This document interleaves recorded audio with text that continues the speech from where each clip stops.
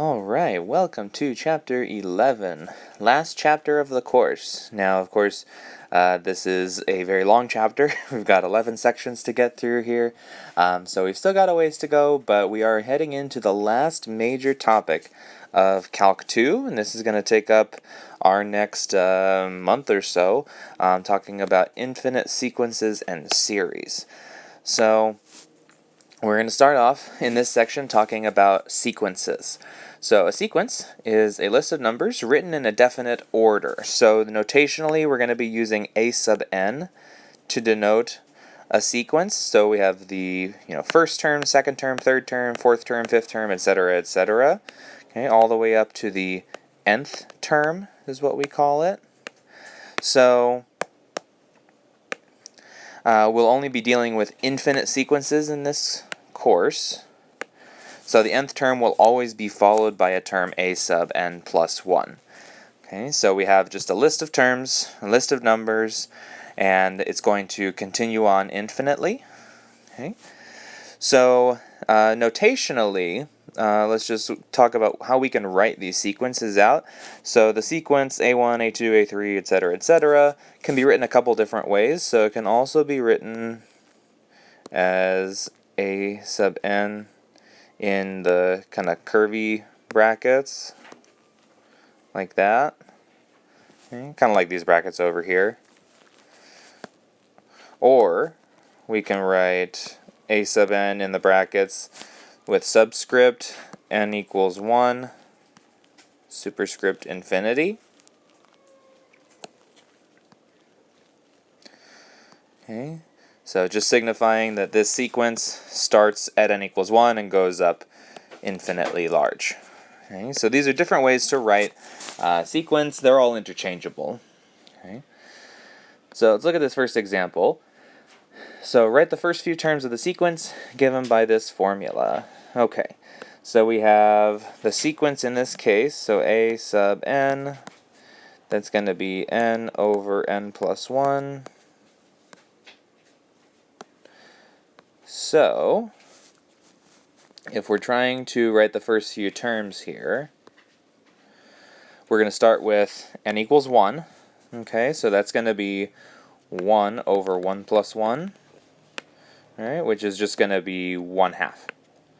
So the first term of this sequence is 1/2. Next up, when n is 2, we have 2 over 3. When n is 3, we have 3 over 4. When n is 4, we have 4 over 5. When n is 5, we have 5 over 6, etc., etc., etc. And then we have the general nth term is n over n plus 1, right, for all positive values of n. And then that continues on infinitely, because it is an infinite sequence. Okay.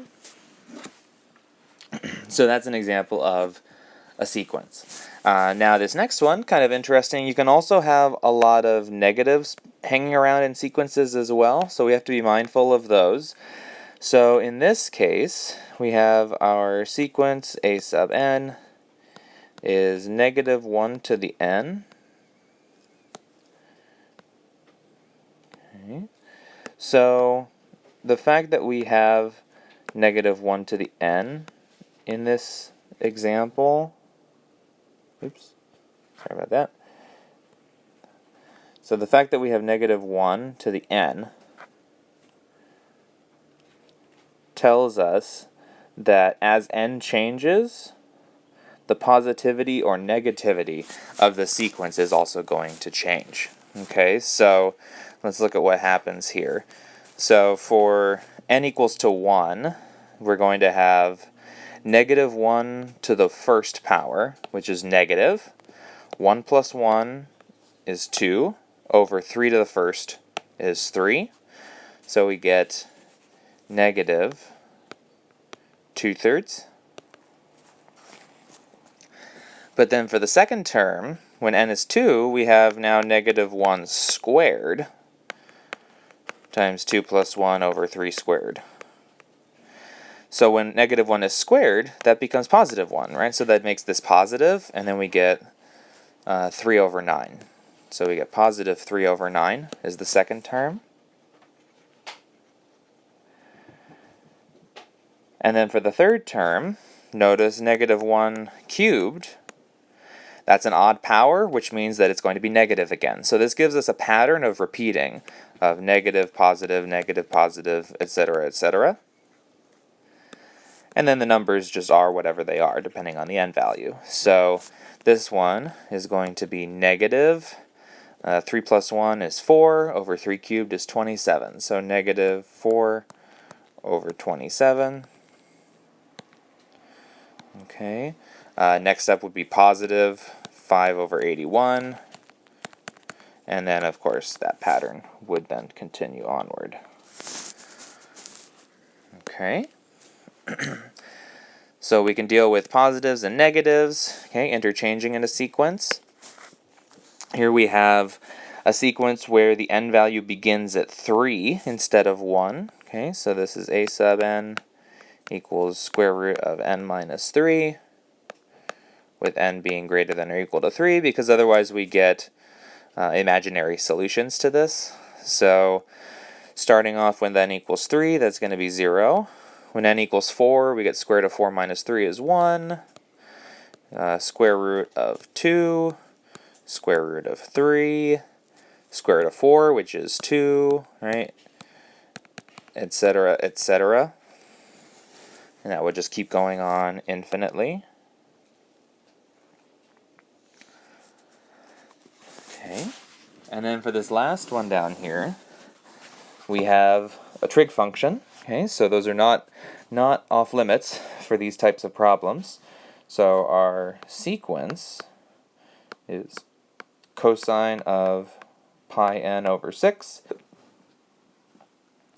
So we're just looking at cosine of multiples of pi over 6 here, and this is with n being greater than or equal to 0. So we don't have to worry about getting negative angle values in there. Okay, so we get cosine of 0, that's 1.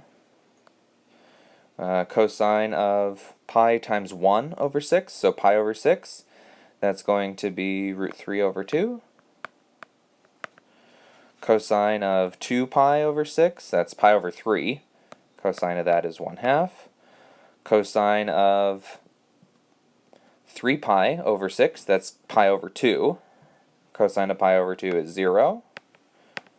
And then this, of course, would just continue on from there. Okay. So, given a formula, we can construct some values from a sequence. Okay. Now, we can also go the other direction. So, find a formula for the general term a sub n of the sequence, assuming that the pattern of the first few terms continues. So, assuming that this pattern holds true, we can create a formula for this sequence. Okay. So, let's look at these terms here. So, we have a1 is 3/5, a2 is negative 4 over 25, a3 is 5 over 125, a4 is negative 6 over 625, and a5 is 7 over 3125. Okay, so this is where your pattern recognition is really going to start to be coming into play. So let's see, what can we tell about our sequence? Well, hopefully we can see the alternating positive, negative, positive, negative, positive here. So that would tell us that we're going to have some power of negative 1 on this, right? Alright, but if we're starting at a sub 1, so n is 1 here, if I just make this negative 1 to the n, when n is 1, this would be negative, right? If n is 1, this would be negative, but this one is positive, which means that I can't have negative 1 to the n, I need to make it either n plus 1 or n minus 1 on the power. So I'm going to make it n plus 1 up there in the power. Okay, that way, when n is 1, like it is over here, then this would become negative 1 squared, right, to the 1 plus 1, which would become positive, which is what happens here. We have a positive term. Okay, and then right when n was 2, then that would give us negative 1 cubed, which makes that negative, which, right, the second term here is negative. So did it matter if you had to use n plus 1 or n minus 1? No, it didn't. You could use negative 1 to the n minus 1 as well. That would also suffice. It would do the same thing. So both of those would be correct. All right, let's see, what else do we have here? Well, the numerators, we can see we're going 3, 4, 5, 6, 7. So the numerators are just counting up, it looks like. So, but they're not starting at 1, right? They're starting at 3. So let's go ahead and multiply by n plus 2. Right, because then when n is 1, we get 3. When n is 2, we get 4. When n is 3, we get 5, then 6, then 7, etc., etc. So this pattern repeats. So that looks like a good pattern. And then for the denominator. So the denominator, hopefully you can recognize what's happening here. We have 5, then 5 squared, 5 cubed, 5 to the 4th, 5 to the 5th. So notice the power of 5 is increasing as n increases. So we're just going to make this 5 to the n power in the denominator. Okay. And with these sequences, if you're ever not sure if your sequence is correct, you can always go back and check it against a few values, right? So compare to some of the terms that we got. So just plug in n equals 1, 2, 3, 4, check and make sure that they do in fact match up. And you see that in fact they do here. Okay. Alright, so many sequences don't have a simple defining equation, so there are a lot of different types of sequences out there. Really, we can make a sequence out of anything. Some examples of this would include, right, if we wanted to create a sequence listing out the digits in pi, 1592, etc., etc., etc., we could make a sequence that looks like, 1, 4, 1, 5, 9, 2, etc., etc., right? A sequence listing out those digits. That would have no equation for it. We have also sequences that are not derived using a simple algebraic equation like we've seen here, but are defined recursively. One very popular, well-known one is the Fibonacci sequence. So the Fibonacci sequence, you might have heard of this one before, but this one is defined recursively given these conditions. So f of 1 equals 1, f of 2 equals 1, so that tells us the first two terms are 1. And then the nth term is given as the sum of the n minus 1 and the n minus 2 terms for n greater than or equal to 3. So what this is telling us is each term is a sum of the two preceding terms. Okay, so you have to have the previous terms in order to create the next one. So this gives us a sequence that goes 1, 1, 2, 3, 5, 8, 13, 21, etc., etc., etc. So this is a very famous sequence and has actually a lot of application in nature, so a very interesting one to study. Okay. Now, visualizing a sequence. We can look at sequences graphically as well as algebraically. So let's look at the first example we did here. So a sub n equals n over n plus 1. We can plot points for the sequence as ordered pairs using the n value as the input and then using the sequence value as the output. Okay, so let's take a look at the graph here. So if we're looking at, so you should have it on your page right there, but again, our sequence is a sub n equals n over n plus 1.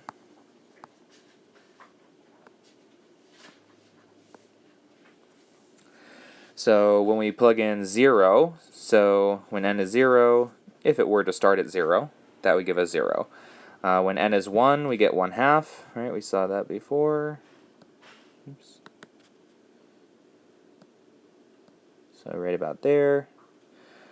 When n is 2, we get 2/3, so about 0.66. So right about there. When n is 3, we get 3/4, so 0.75. So right there. When n is 4, we get 4/5, which is 0.8. And you get the idea. So I can go ahead and just plot the rest of these right here. And this will give us a pretty rough idea of what this graph looks like. 8 is going to be almost up to 0.9. 9/10, right? 0.9 right there. And the value of 10 is going to be just right up there. Okay, shrink some of these down a little bit.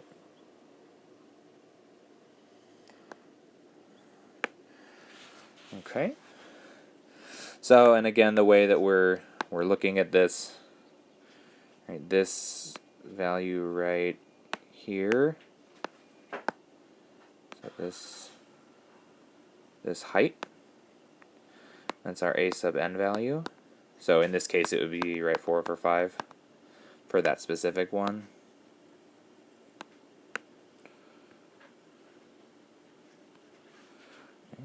But if we look at the behavior of this sequence graphically, it can tell us something about what the sequence looks like and what values it might be heading towards. So if you can see here, it looks like it's starting to grow, but then starting to lower itself, right? So it's kind of has a downward bend to it, downward trend.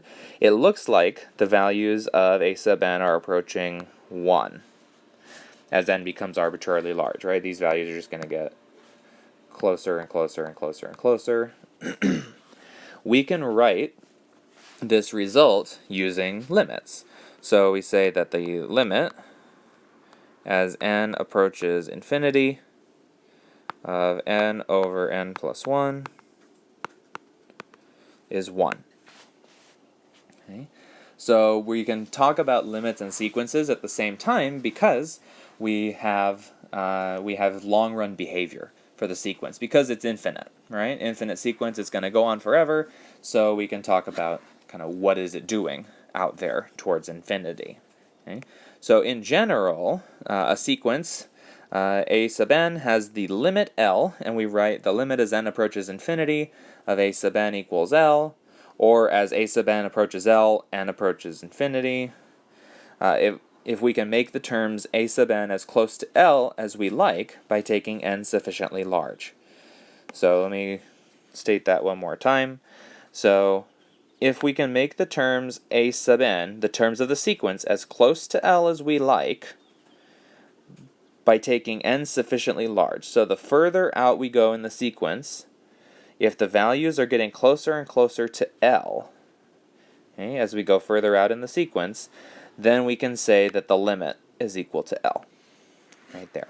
Okay, so if this limit exists, so we say if there is some specific value L that the sequence approaches, okay, as n heads towards infinity, then we say the sequence converges or is convergent.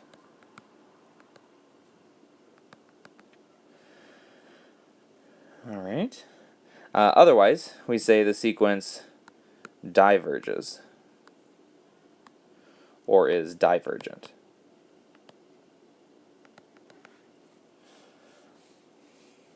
Okay. So these are two very big terms that we're going to be using for the rest of the semester. So the concept of convergent versus divergent. So it just means if the sequence is approaching a specific number, a specific value, a finite value, then it converges to that value, to L. If it does not converge, that means it diverges. That means it just grows infinitely large forever. Okay, so then we have that it is divergent. Okay. Oops. Let's go ahead and look at the next page here. So here they give the precise definition. So you hopefully saw this at least a little bit in Calc 1, the precise definition of a limit. So we're using that same definition here to define what's going on with the sequence. So the precise definition says that a sequence has the limit L if for every epsilon greater than 0, there is a corresponding integer n such that if little n is larger than big N, then the difference between the sequence and the limit is less than epsilon. So again, the precise definition of a limit, it's saying that as the terms of the sequence get larger and larger and larger, right? They're getting bigger and bigger than n. So if you look down at the graph here, here's n, okay, just some value, and we're surpassing it. Okay, so as we go further and further down the sequence, do the values of the sequence get closer and closer to the limit L? Okay, if that happens, then we say that the limit is L. If that does not happen, then we say that it's divergent, right? So if you can see in the sequence here, these values are all heading up, and then they start coming back, and they start approaching L. And they are within epsilon units of that limit, right? And as epsilon gets smaller and smaller and smaller, the sequence is still going to be within that range. So we're going to be closer and closer to the limit value. Okay, so this is just the precise definition of a limit and how we relate it to the sequences. Okay. And then we have a property down here. If the limit as n approaches infinity of the sequence is infinity, then for every positive number m, there is an integer big N such that if the sequence term is larger than n, then the sequence itself is bigger than m. So what this is saying is basically if this is divergent, if it goes on with no bound, then that means no matter how high the sequence gets, if we pick any number, the sequence is going to get larger than it. Okay, right? So pick 100. Well, at some point the sequence will be above 100. Pick 1,000,000. Well, at some point, because it's divergent, the sequence will be above 1,000,000. Right? Pick, 100 trillion and a billion or something crazy, and the sequence eventually will be above that value because it is divergent, so it's heading off to an infinitely large value. Okay. Now, because we're defining sequences using these limits, the limit laws also hold for the limits of sequences. So this is really nice that we can apply these limit law properties to sequences as well. So if we have the sequence a sub n and b sub n, if they're convergent sequences and c is a constant, then the limit as n approaches infinity of a n plus b n, you can split up those limits. So you can split up limits across addition and subtraction. You can pull constants out of limits. The limit of a constant is still the same constant. You can split up the limit across a product. You can split it up across a quotient, assuming the denominator is not 0. And you can move it into and out of powers, assuming the power is positive and the sequence is positive. Okay, so all these same limit properties that we saw for continuous functions back in Calc 1 also apply to convergent sequences. Okay. We can also apply the squeeze theorem to sequences.